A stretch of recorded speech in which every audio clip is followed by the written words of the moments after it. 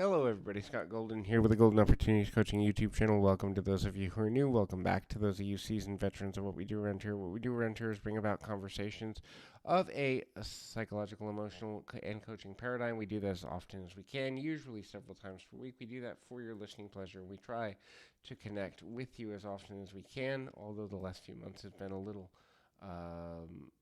a little bit unbalanced.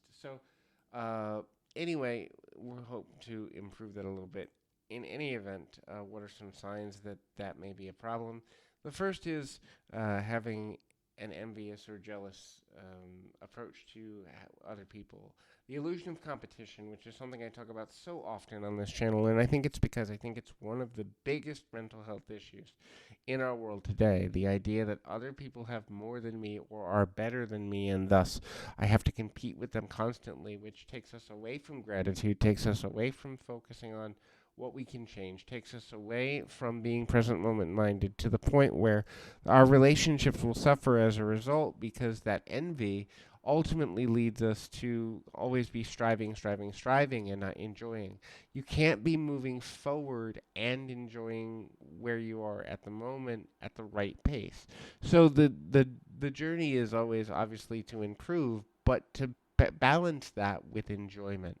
A strong life, a solid life, is one where the balance between enjoyment and improvement is something that we strive to maintain, and we try to kind of remain even within those things. But envy causes us to not be, you know, focused on that because our focus is strictly on, well, this other person has this other person has that. They don't really care about me. I don't really care about them. I'm only in it for what I can gain. And the gain mentality is another factor that really leads us in an unhealthy mentality. And then the other thing is overindulgence and addictive behavior, or lack of follow through on the things that we would normally do. So your sleep patterns change, your eating patterns change, your consumption of substances changes.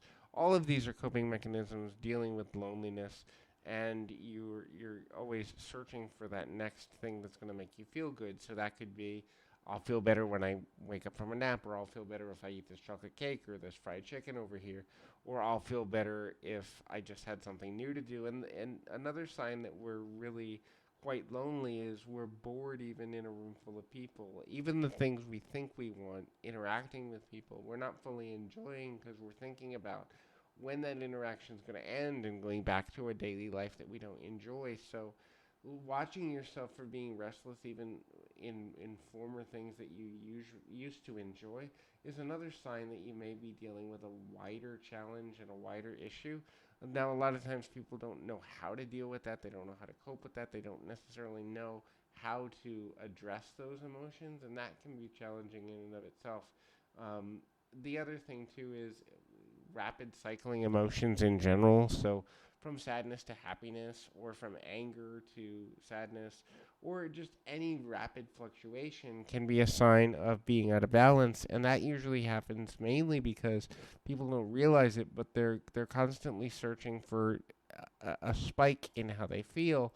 And so when they're not spiked, they feel as though life isn't worth living or life isn't necessarily valuable. I think we've also done a horrible job in making mental health and being honest about mental health a thing that really matters. Obviously, we want protection for those that struggle with thoughts of suicide, thoughts of self-harm, but at the same time when we lock them away and we put them in hospitals immediately when they have those issues or express them, yes, we're protecting them, but also we're creating a culture that isn't fully honest. And I think what we need to do is rehab the root causes. And I think loneliness is one of the biggest root causes as it relates to mental health instability and or the degradation of self-image and the degradation of self-value.